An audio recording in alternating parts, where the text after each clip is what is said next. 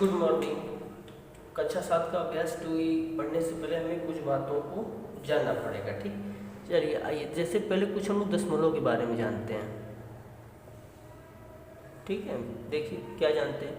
जैसे अगर आपसे कोई कह दे 5.04, इसको आप क्या लिख सकते हो? आपको पता है कि जब हम दशमलव यहाँ से हटाते हैं तो यहाँ पे क्या लिखते हैं? एक पे 2 जीरो लिखते हैं।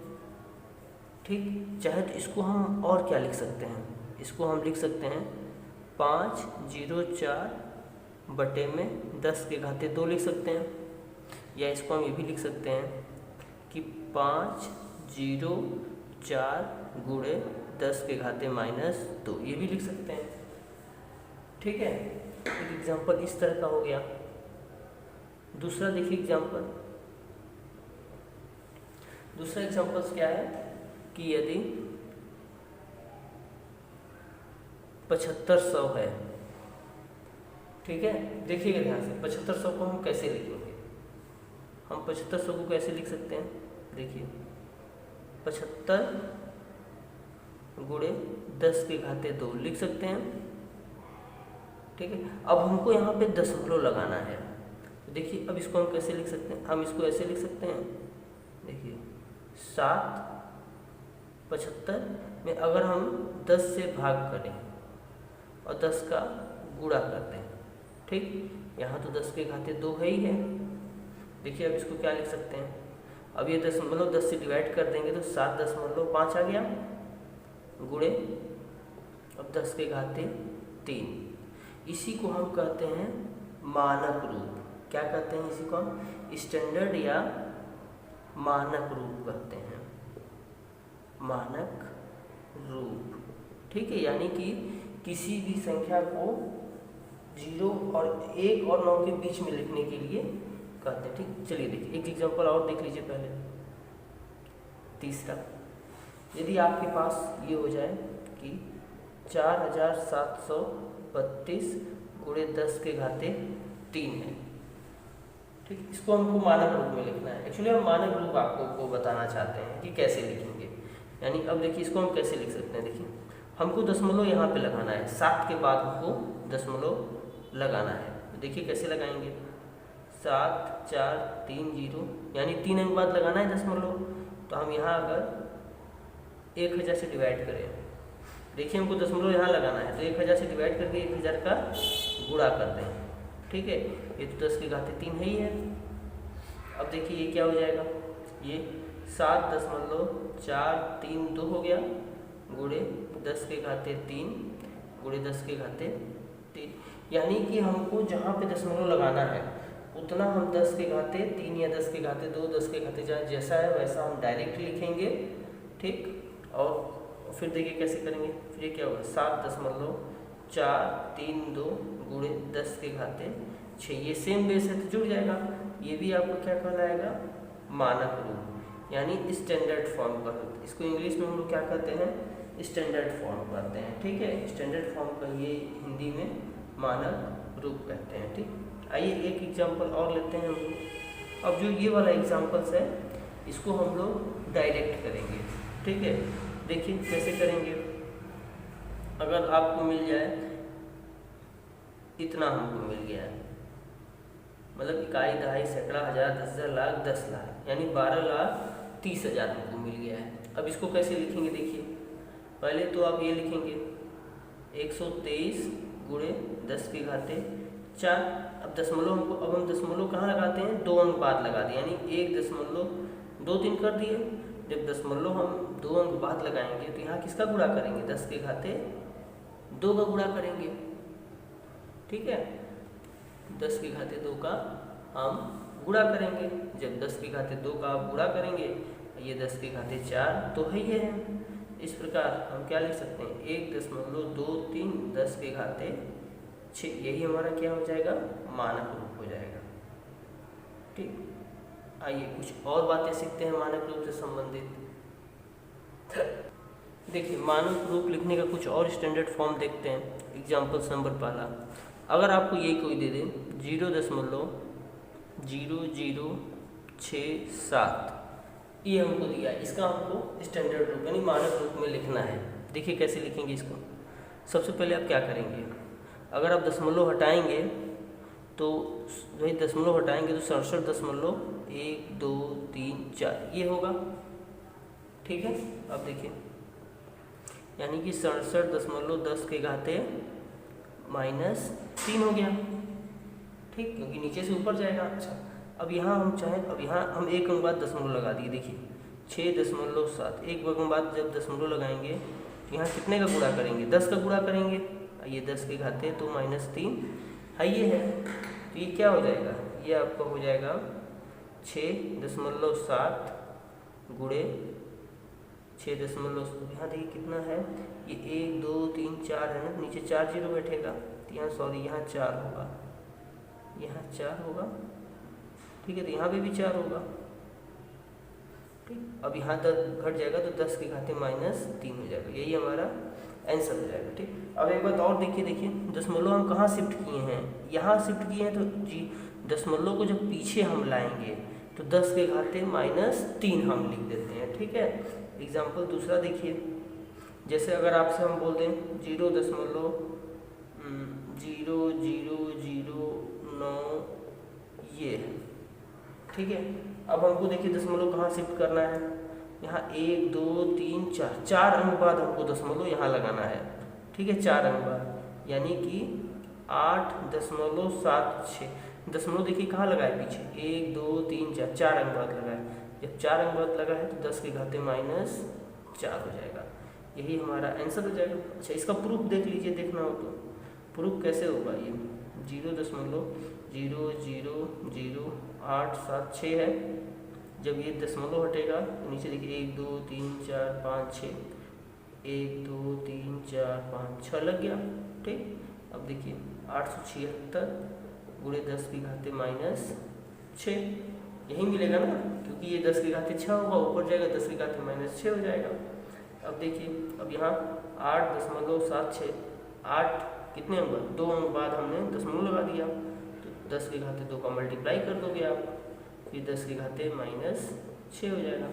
अब देखिए सेम बेस है तो घट जाएगा, तो 8.76 गुणे 10 के घाते -4 यही आपका क्या होगा, स्टैंडर्ड रूप, इसी को हम क्या कहते हैं, मानक रूप कहते हैं, ठीक है। आइए मानक रूप का एक हम डेफिनेशन पढ़ लेते हैं। मानक रूप, या देखिए मानक रूप में बोल दे या वैज्ञानिक संकेतन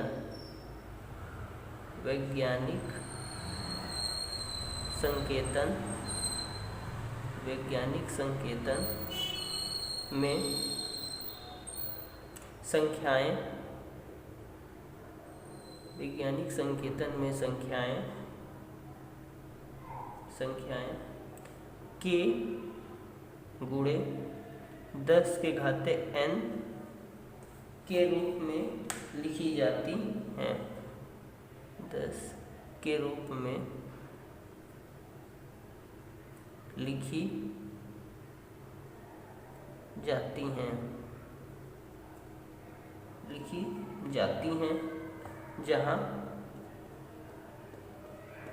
जहाँ के देखिए के का मान 1 या 1 से बड़ा होगा लेकिन 10 से हमेशा छोटा होगा, तथा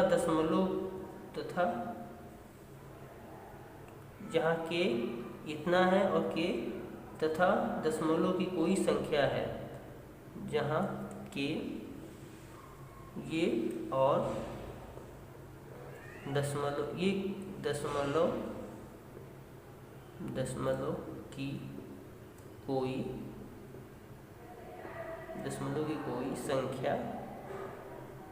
की कोई संख्या है, ठीक, तथा n कोई पूर्णांक है,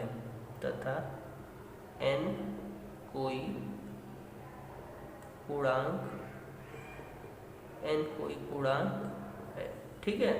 आइए अब एक एग्जाम्पल फिर से हम लोग देख लेते हैं, एग्जाम्पल नंबर पहला, ठीक। अब देखिए पहला है 0.00054 है, इसका हमको स्टैंडर्ड रूप लिखना है। ठीक है, देखिए इसका डायरेक्ट हम करें। देखिए हमको 1 2 3 4 अंक बाद लगाना है, ये हो जाएगा 5.4 गुणे 10 की घाते -4। ये हमने डायरेक्ट लिख दिया। अब इसको प्रूफ कैसे करेंगे? प्रूफ करने के लिए देखिए इसका प्रूफ देखिए, प्रूफ एक बार समझ लीजिए। देखिए 0.00054 है, ये दशमलव हटेगा यहाँ, फिर 1 2 3 4 5, 1 2 3 4 5 हो गया।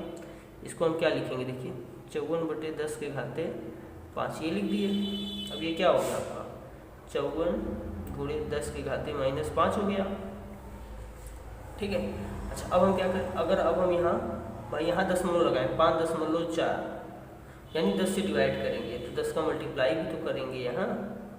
जब 10 का मल्टीप्लाई करेंगे तो 10 के घाते -5 है, तो ये देखिए 5.4 गुणे 10 के घाते -4, ये हमारा क्या हो गया? फट से हमारा यही आंसर हो जाएगा।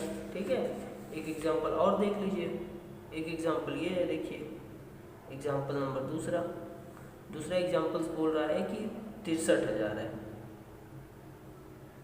63,000 को देखिए, अब हमको कितना 1 2 3 4 अंक बाद दशमलव यानी 6.3, 4 अंक बाद दशमलव लगा है यानी 10 के घाते 4 हमारा आंसर हो जाएगा। यही सब क्या है? ये हमारा आंसर हो जाएगा। ये दोनों ही क्या है? मानक रूप यानी स्टैंडर्ड फॉर्म है। ठीक है, आइए अब हम लोग अभ्यास में आते हैं। देखिए क्वेश्चन क्या है हमारा कि 62,000,000 को मानक रूप में हमें लिखना है। देखिए कितना है? इकाई, दहाई, सैकड़ा, हजार, 10,000, लाख, 10 लाख, करोड़, 10 करोड़ को लिखना है। ठीक है, मानक रूप में। तो देखिए पहले जीरो कितने 1 2 3 4 5 6 7 है, तो देखिए 62 गुणे 10 के घाते 7 आप लिख सकते हैं। फिर आप जब यहाँ 10, वही चीज़ हम आपको एक बार बता दे रहा हूँ फिर से, 10 से डिवाइड करिए, 10 का गुणा करिए, गुणे 10 के घाते ये 7 हो गया। ठीक, देखिए अब ये 6.2 हो गया, ये दोनों ऐड हो जाएगा, भाई ये भी पावर 1 होता है, ये 7 है तो गुणे 10 के घाते 8 हो गया। यही हमारा क्या हो गया? आंसर। इसी को हम क्या कहेंगे? मानक रूप कहेंगे। ठीक है, देखिए इसको हम डायरेक्ट भी कर सकते थे, 1 2 3 4 5 6 7 8 अंक बाद दशमलव लगाना होता तो 10 के घाते 8 हम डायरेक्ट लिख देते हैं। दशमलव हम क्या, अब देखिए आगे की ओर लगा, दशमलव पीछे करते हैं तो 10 के घाते माइनस में जाता। आइए हम लोग दूसरा क्वेश्चन करते हैं। देखिए दूसरा क्वेश्चन है 0.00008 को वैज्ञानिक संकेतन या मानक रूप में व्यक्त करना है। देखिए कैसे करेंगे? 0.00008 इसको हम डायरेक्ट लिखें। देखिए कैसे, 1 2 3 4 5 अंक बाद हमको दशमलव लगाना है, यानी कि 8.0। तो जब हम दशमलव को पीछे ला रहे हैं, ये हम आगे ले गए, अब पीछे ला रहे हैं, 5वें अंक पे लगाएंगे तो ध्यान दीजिएगा 10 के घाते 5 हो जाएगा, यही हमारा -5 हो जाएगा, यही हमारा क्या होगा?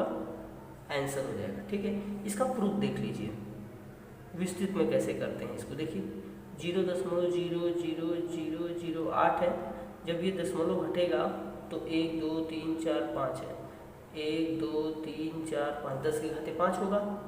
अब यहाँ क्या लिखेंगे? 8/10 के घाते 5, ये हो गया। अब लिख देंगे क्या? 8 गुणे 10 के घाते -5। स्टैंडर्ड रूप में लिखने के लिए हम क्या लिखते हैं? 8.0 गुणे 10 के घाते -5, यही हमारा क्या हो गया? आंसर हो गया। इसी को हम क्या कहते हैं?